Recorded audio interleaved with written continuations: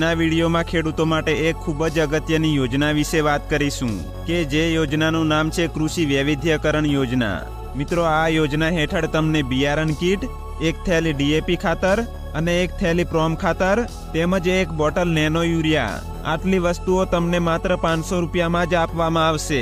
અને મિત્રો, હાલ આ યોજનામાં અરજી ફોર્મ શરૂ કરી દેવામાં આવ્યા છે। તો મિત્રો, આ યોજનામાં ઓનલાઈન અરજી ફોર્મ કેવી રીતે ભરવું તેના વિશે વિગતવાર માહિતી આપને આજના વિડીયોમાં મેળવીશું।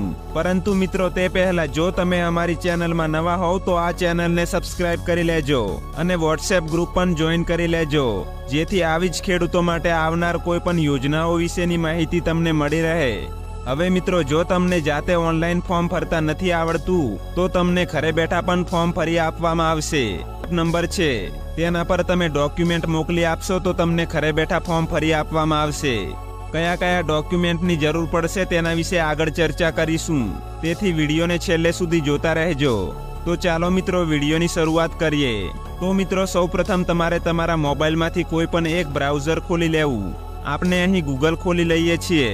ત્યારબાદ અહીં સર્ચ બારમાં ડીસેગ સહાય એવું લખીને સર્ચ કરવું, એટલે અહીં પહેલા નંબરની જે વેબસાઇટ છે DSEGSahay.gujarat.gov.in આ લિંક ઉપર ક્લિક કરો। હવે મિત્રો, આદિજાતિ વિકાસ વિભાગનું હોમ પેજ ખુલી જશે। થોડું નીચે સ્ક્રોલ કરવું એટલે અહીં જે યોજનાઓમાં ફોર્મ ભરાવાના શરૂ છે તેની સામે અરજીની તારીખ પણ જોવા મળી જશે। અહીં કૃષિ વૈવિધ્યકરણ યોજના જે ખરીફ પાક માટેની છે તેમાં 14 તારીખથી ઓનલાઈન અરજી ફોર્મ ભરાવાના શરૂ થઈ ગયા છે અને ફોર્મ ભરવાની છેલ્લી તારીખ 31/3/2026 છે। ત્યાર પછી અહીં લાભાર્થી લોગિન એવું લખેલું છે તેના પર ક્લિક કરો। હવે મિત્રો, જો તમે અગાઉ પણ આ પોર્ટલ પર ફોર્મ ભર્યું હોય તો એનો જે તમારો મેમ્બર આઈડી નંબર છે તે નંબર અહીં લખીને જનરેટ ઓટીપી પર ક્લિક કરવું, એટલે તમે ફોર્મ ભરતી વખતે જે નંબર આપ્યો હોય તેમાં એક ઓટીપી આવશે। તે ઓટીપી નાખીને લોગિન કરી લેવું। પરંતુ જો મિત્રો તમે અગાઉ રજીસ્ટ્રેશન ન કર્યું હોય અને પહેલેથી ફોર્મ ભરવા માંગો છો તો અહીં નવા લાભાર્થી નોંધણી પર ક્લિક કરો, એટલે આ ખાનામાં તમારો રેશન કાર્ડ નંબર અને મોબાઈલ નંબર નાખવાનો રહેશે। ત્યાર પછી અહીં જનરેટ ઓટીપી પર ક્લિક કરો। જે ઓટીપી આવે તે આ ખાનામાં લખીને પછી ગેટ નેમ પર ક્લિક કરો, એટલે તમારા રેશન કાર્ડમાં જેટલા પણ નામ હોય તેમાંથી જેના નામ પર ફોર્મ ભરવું હોય તે નામ સિલેક્ટ કરી લેવું। પછી રજિસ્ટર પર ક્લિક કરો, એટલે લાભાર્થી રજીસ્ટ્રેશન થઈ જશે અને તમને એક મેમ્બર આઈડી નંબર મળી જશે। હવે મિત્રો, ફરીથી લોગિન પેજ પર આવી જવું અને તમારો જે મેમ્બર આઈડી નંબર છે તે આ ખાનામાં લખો। ત્યારબાદ જનરેટ ઓટીપી કરીને જે ઓટીપી આવે તે લખીને પછી લોગિન કરી લેવું।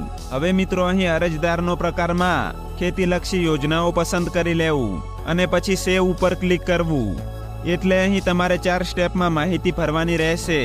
સૌપ્રથમ સામાન્ય માહિતી ભરવાની છે, જેમાં ration card number, ration card મુજબ તમારું પૂરું નામ તથા સરનામું, પછી મોબાઈલ નંબર અને ઈમેલ આઈડી જો લખવી હોય તો, નહીં તો ફરજિયાત નથી। ત્યાર પછી જિલ્લો, તાલુકો અને તમારા ગામનું નામ, તેમજ તમારી જે ગ્રામ પંચાયત લાગે છે તે અને ફળિયાનું નામ। આટલી વિગતો ભરાઈ ગયા પછી આગળ જવા માટે એના પર ક્લિક કરો, એટલે તમારી વ્યક્તિગત માહિતી ભરવાનું પેજ ખુલી જશે, જેમાં તમારે તમામ વિગતો ધ્યાનથી ભરવાની છે। અરજદારની જન્મ તારીખ, જાતિ, ત્યાર પછી પેટા જાતિ એટલે કે અટક, તેમજ બીપીએલ આઈડી જે તમારા બીપીએલના દાખલામાં હોય છે, અને અહીં બીપીએલ સ્કોર એ પણ બીપીએલના દાખલામાં જ મળશે। હવે મિત્રો, જો તમારે બીપીએલ દાખલો કેવી રીતે કઢાવવો એ ખબર ના હોય તો કમેન્ટમાં જણાવી દેજો। ત્યાર પછી આ ખાનામાં તમારો 7/12 મુજબ સર્વે નંબર, અહીં 8 નકલ મુજબ ખાતા નંબર અને આ ખાનામાં તમારી જમીનનું ક્ષેત્રફળ। ત્યાર પછી આગળ જવા માટે ક્લિક કરો, એટલે મિત્રો બેંકની વિગતો ભરવાનું પેજ ખુલી જશે। અહીં તમારે બેંકમાં જેવું નામ હોય એ જ નામ લખવાનું રહેશે।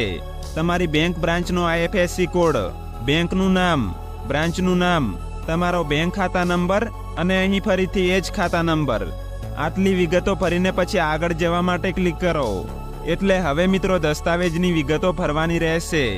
અહીં જે તમે ફોટો અપલોડ કરો છો તેની સાઇઝ 1 MB થી વધુ ન હોવી જોઈએ અને તે સિવાયના તમામ દસ્તાવેજો એટલે કે જે પીડીએફમાં દસ્તાવેજ અપલોડ કરો છો તેની સાઇઝ 2 MB કરતાં વધારે ન હોવી જોઈએ। કયા કયા ડોક્યુમેન્ટ છે તો કે રેશન કાર્ડ, બીપીએલનો દાખલો, બેંકની પાસબુક, SC અને ST કેટેગરીના અરજદારો માટે જાતિનો દાખલો, 7/12નો નમૂનો, ત્યાર પછી મિત્રો અહીં ઓળખ કાર્ડના પુરાવા તરીકે આધાર કાર્ડ, લાયસન્સ, ચૂંટણી કાર્ડ, પાન કાર્ડ અથવા સરકાર માન્ય કોઈ પણ ફોટો આઈડી, આમાંથી કોઈ પણ એક ડોક્યુમેન્ટ અપલોડ કરવાનું રહેશે. ત્યાર પછી લાભાર્થીનો પાસપોર્ટ સાઇઝનો ફોટો અને 8 આની નકલ. આટલા ડોક્યુમેન્ટ અપલોડ કરીને આગળ જવા માટે ક્લિક કરો એટલે તમારા દસ્તાવેજ સફળતાપૂર્વક અપલોડ થઈ જશે. હવે મિત્રો અહીં જે યોજનાઓમાં ઓનલાઈન અરજી ફોર્મ શરૂ છે તેનું પેજ ખુલી જશે. અહીં તમારે કૃષિ વૈવિધ્યકરણ યોજના જે ખરીફ પાક છે તેની સામે આ ખાનામાં ટીક કરી લેવું અને પછી અરજી કરો એના પર ક્લિક કરવું. ત્યારબાદ થોડું નીચે સ્ક્રોલ કરવું અને અહીં તમારો સર્વે નંબર, આ ખાનામાં ખાતા નંબર અને અહીં ક્ષેત્રફળ લખવાનું રહેશે. ત્યારબાદ મિત્રો અહીં તમારે જે બિયારણમાં ફોર્મ ભરવાનું હોય તે સિલેક્ટ કરી લેવું.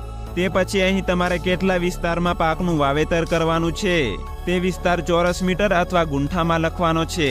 જો મિત્રો તમારે ક્ષેત્રફળમાંથી ચોરસ મીટર કે ગુંઠામાં ફેરવવું હોય તો કમેન્ટમાં જણાવી શકો છો. આટલી વિગતો ભરાઈ ગયા પછી તમારી અરજી સેવ કરી દેવી એટલે તમારું ફોર્મ સફળતાપૂર્વક ભરાઈ જશે.